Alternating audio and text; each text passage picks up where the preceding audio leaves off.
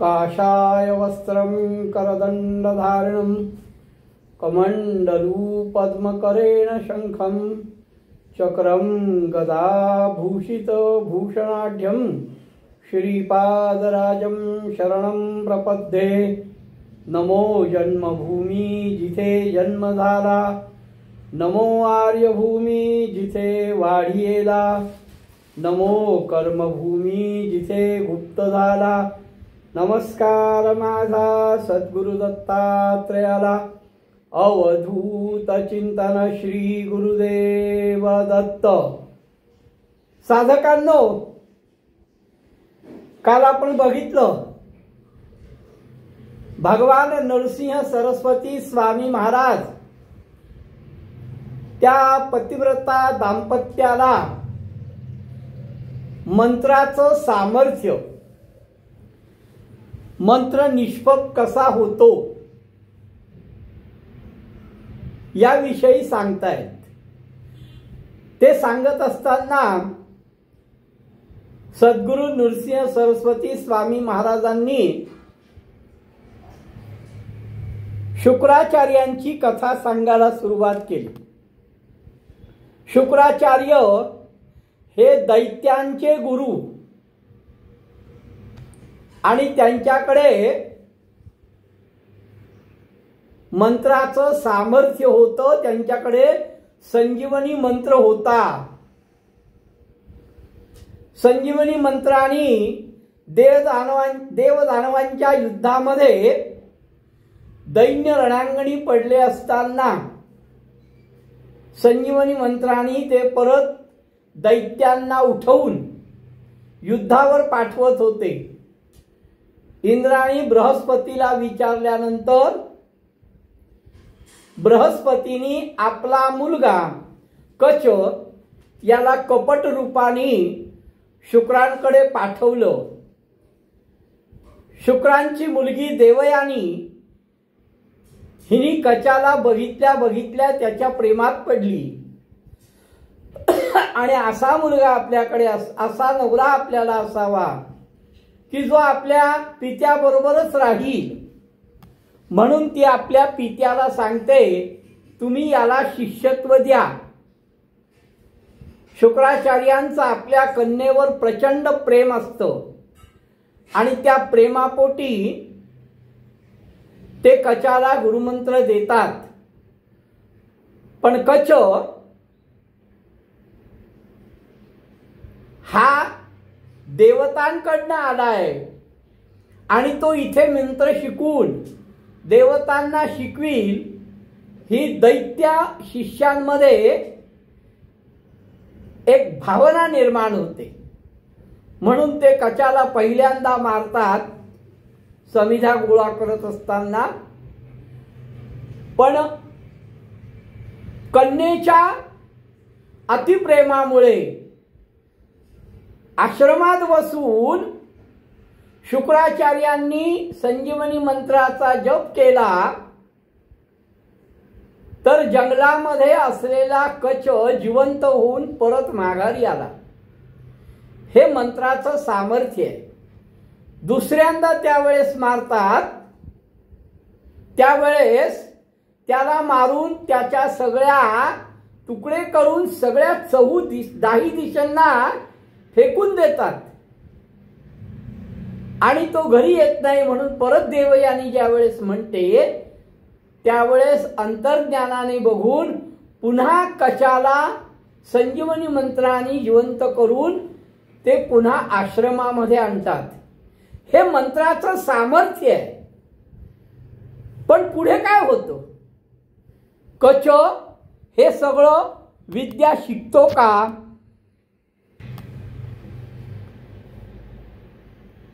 पुन्हा दैत्य शिष्यांमध्ये विचार होतो की हे काय, आपण 2 वेळा याला मारलं तरीही आपले गुरु संजीवनी मंत्राने याला पुन्हा जिवंत करतायत, हा पुन्हा येतोय, याला काय उपाय करावा?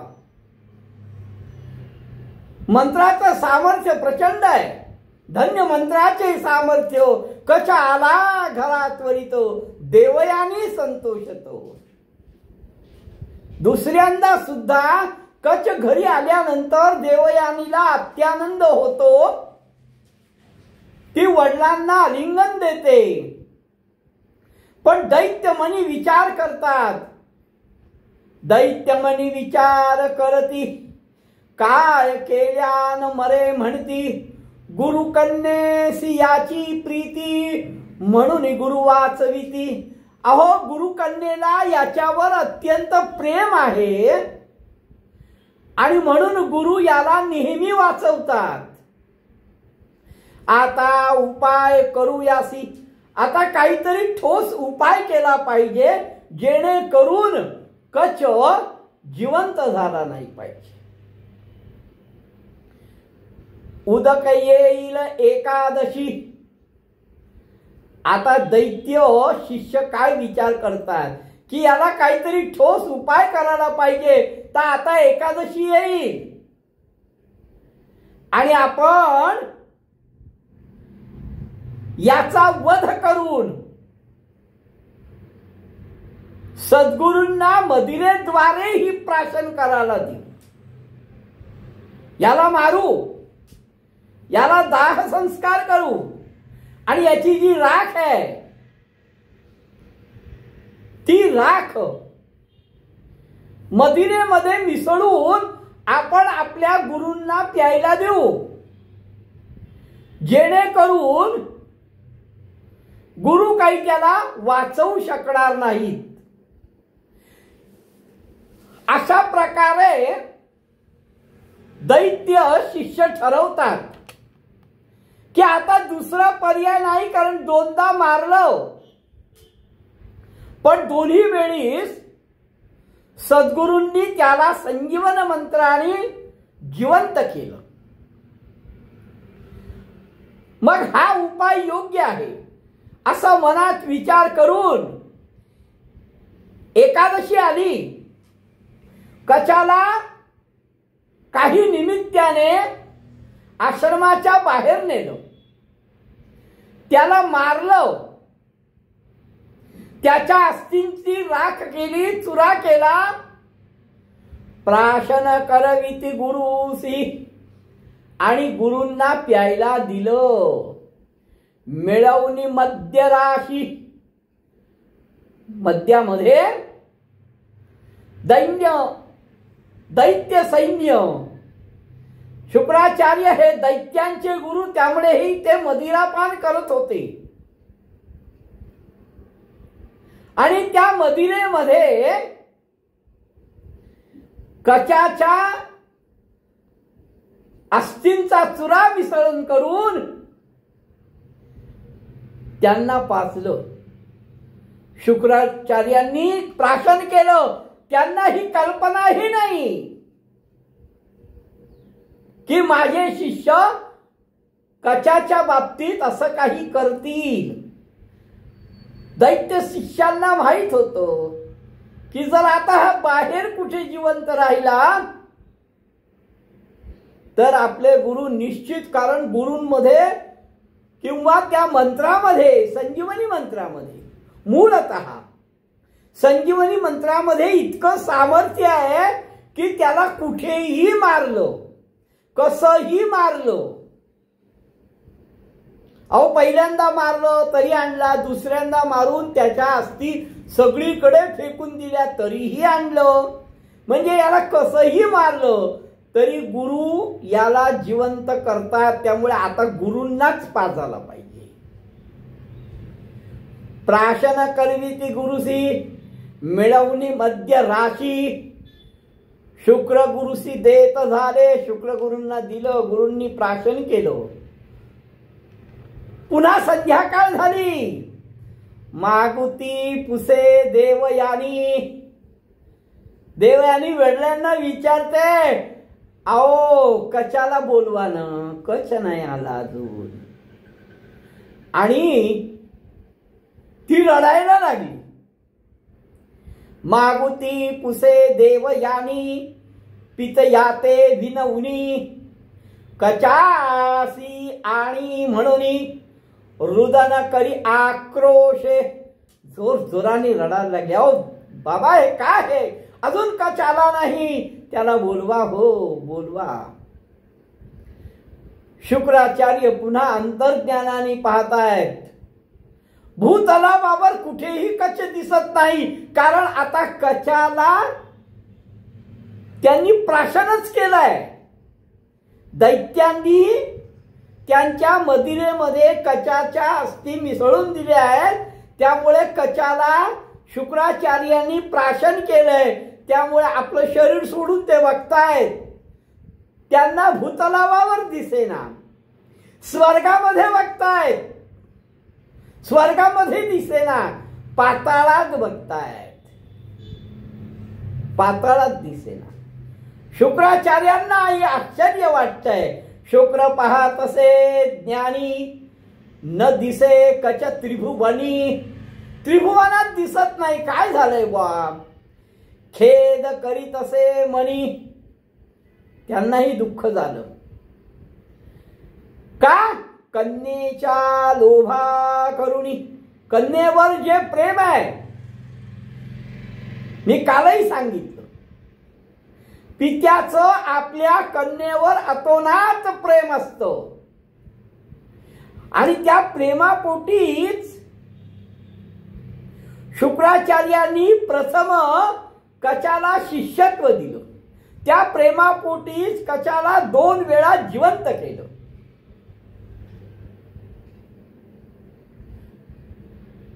आता कच कुठे दिसत नाहीये, त्यामुळे त्यांनाही थोडा खेद झालाय. त्यांना कल्पना आली आहे की देवयानीचं कचावर प्रेम आहे.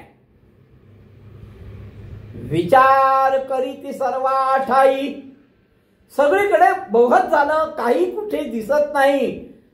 आणि मग आपल्या शरीरातच बघू असं म्हणून अंतर्ज्ञानाने विचार करीत सर्वा ठाई, दिसू लागला कचा आपले देही. अरे बाप, अरे कच तर माझ्या शरीरात आहे. दिसू लागला आपले देही, संदेह पडला शुक्रासी पाही. शुक्रांना आता आश्चर्य वाटलं. आता काय करावं, आता तर त्याला काही जिवंत करू शकत नाही, कारण तो आपल्याच देहात आहे. आपल्या देहात असल्या कारणाने त्याला कसं काय जिवंत करणार.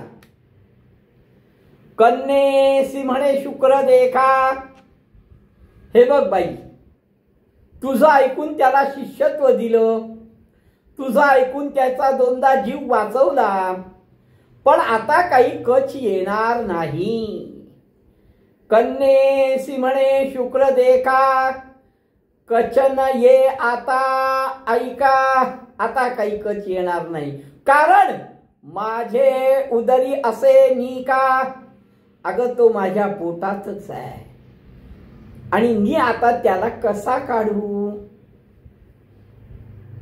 हे बघ, बाहेर होता, बाहेर कुठे गेला असता तर मी त्याला जिवंत करू शकलो असतो. संजीवनी मंत्रामध्ये एवढं सामर्थ्य आहे की मी 2 वेळा तसं केलं, पण आता तो माझ्या उदरात आहे, त्यामुळे आता तो कसा काय येईल. त्यामुळे देवयानी तू कचाला विसर, आता नाही तो येणार. पितया विनवी देवयानी, वडिलांना देवयानी विनंती करते. अभिलाषा होता माझे मनी, माझ्या मनामध्ये अहो इच्छा होती, मी आज तुम्हाला सांगतेय काय इच्छा होती. अहो बाबा, माझी अशी इच्छा होती, त्याची पत्नी होऊन आम्ही 2 जण तुमच्याच पाशी राहू, तुमची सेवा करायला, तुमची देखभाल करायला. माझा विवाह करून मला दुसरीकडे कुठे देण्यापेक्षा त्याच्याशी विवाह करून, त्याला कोणीच नव्हतं, तोही ब्राह्मण होता, मग त्याच्याशी विवाह करून आम्ही दोघं जण तुमच्यापाशी राहिलो असतो, ही खरी माझ्या मनामध्ये इच्छा होती बरं. हाची भावा माझा पती, आणि तो आल्यापासून मी ठरवलं होतं की हाच माझा पती व्हावा, असं मनामध्ये मी संकल्प केला होता. आता पित्याला ती खरं सांगते. तुम्ही 2 वेळा वाचवलं, त्याला शिष्यत्व दिलं, 2 वेळा वाचवलं, हे सगळं मान्य आहे. पण माझ्या डोक्यात काय होतं, माझा विचार काय होता की याच्याशी विवाह करून तुमच्याच बरोबर राहावं. हे मी मनामध्ये पहिल्यांदाच योजना केली होती ज्या वेळेस तो आपल्याकडे आला.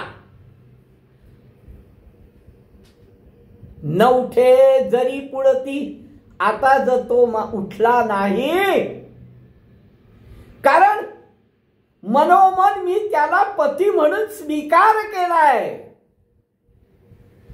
मनोमन तोच माझा पती म्हणून मी त्याचा स्वीकार केलाय, जो पहिल्यांदा आपल्याकडे आला होता त्याला बघूनच. आणि आता तुम्ही म्हणताय तो तुमच्या पोटात आहे, तुम्ही त्याला जिवंत करू शकत नाही, मग मी माझा प्राण देईन. कन्येने अतिशय टोकाची भूमिका घेतली. दुसऱ्यांदा सुद्धा ती म्हणते मी विष खाईन. आता ती म्हणतेय मी प्राण देईन. शुक्राचार्यांना शंका आली, आता काय करावं. अहो कष्ट आपल्या पोटात आहे, आणि मुलगी तर असं म्हणतेय, मुलीवर प्रचंड प्रेम आहे, म्हणून ते पुन्हा एकदा तिला समजवण्याचा प्रयत्न करतात आणि म्हणतात, त्यास उठविता आपणासी मृत्यू येईल अवधारा. हे बघ बाई, तू अगदी प्राण त्याजीन बिजीन म्हणतेस, पण मी तुला सांगतो, जर समजा मी त्याला उठवलं, बघा मंत्रामध्ये काय सामर्थ्य आहे,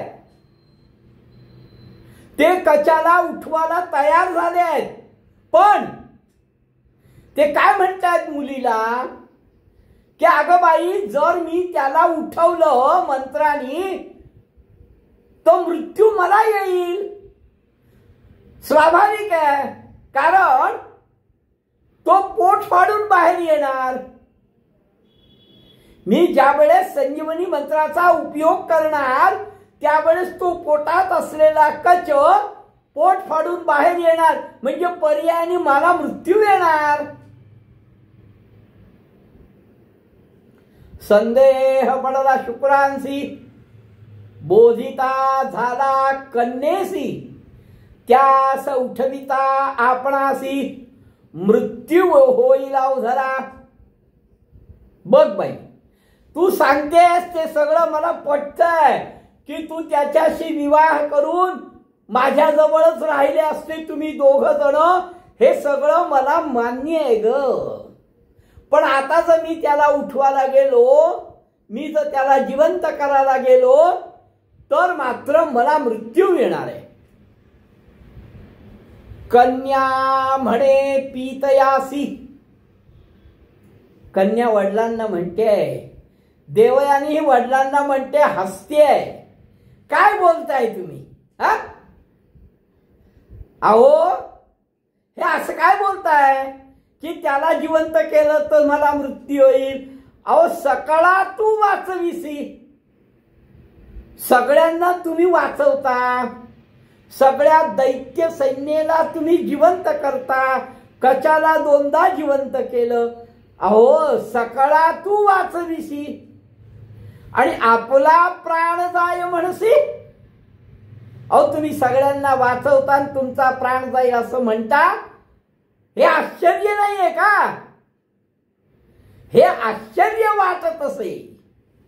ती म्हणते, बाबा तुम्ही जे म्हणतात ते ऐकून आश्चर्य वाटतं हो. तुम्ही सगळ्यांना वाचवणारे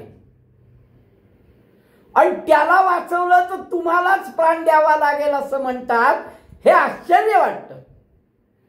शुक्र म्हणे, देवयानी, अगं बाई तुला आश्चर्य वाटतं असं म्हणतेस, पण मी त्याला वाचवतो किंवा सगळ्यांना वाचवतो, उठवतो, तो मंत्र आहे संजीवनी. संजीवनी मंत्रामुळे मी सगळ्यांना वाचवतो. त्याला दोनदा जिवंत केला. तू म्हणते ते बरोबर आहे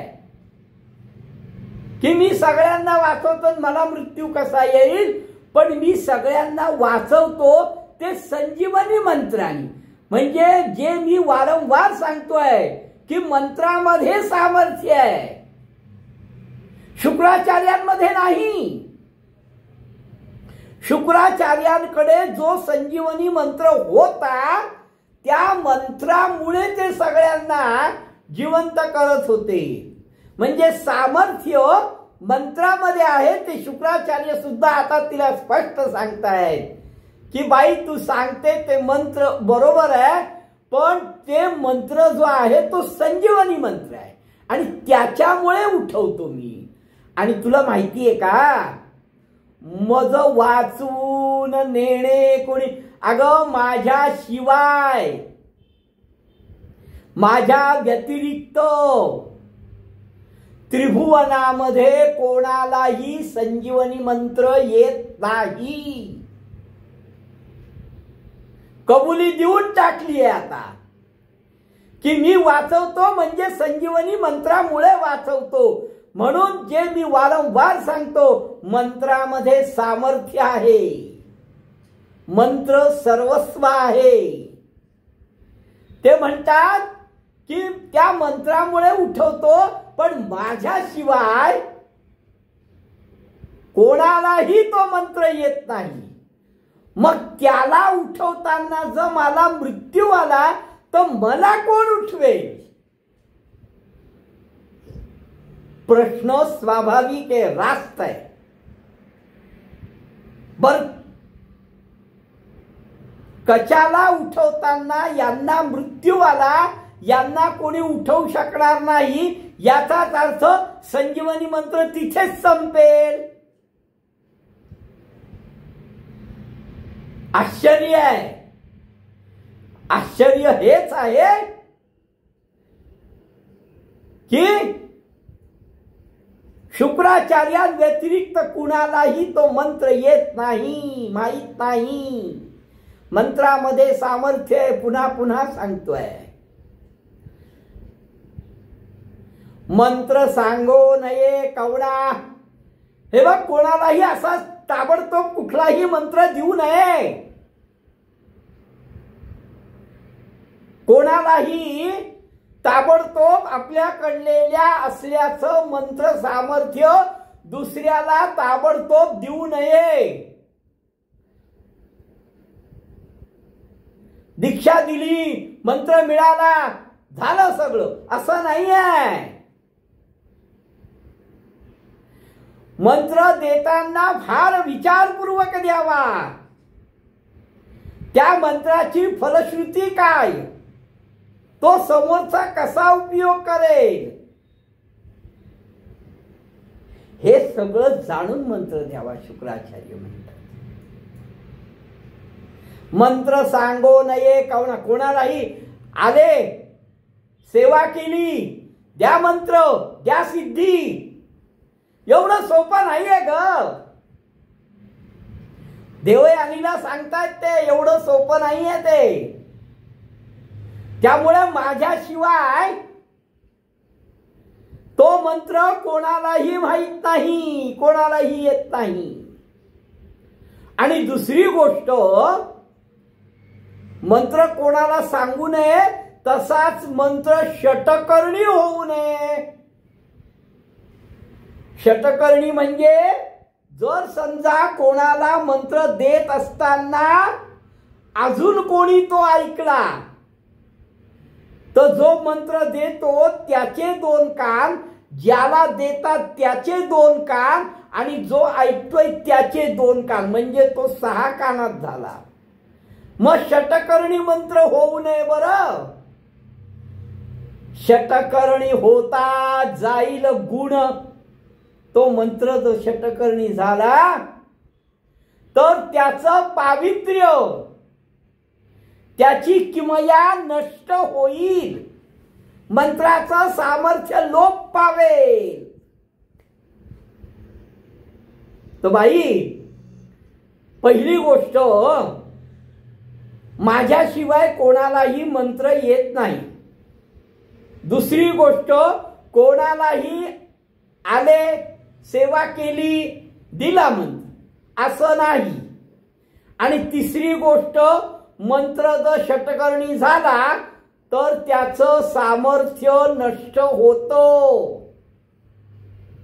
त्यामुळे मंत्र षटकर्णी पण होता नाही. कचा करिता माझा प्राण. बघ आता तू ठरव, तुला कच पाहिजे का बाप पाहिजे. मी आहे जिवंत, पण तुला कच पाहिजे असेल तर मी मंत्र म्हटला तर मला मृत्यू येईल आणि कचा करता माझा प्राण जाईल देखा अवधारी. कचा करता मात्र माझा प्राण जाईल. तू काय ते ठरव आता.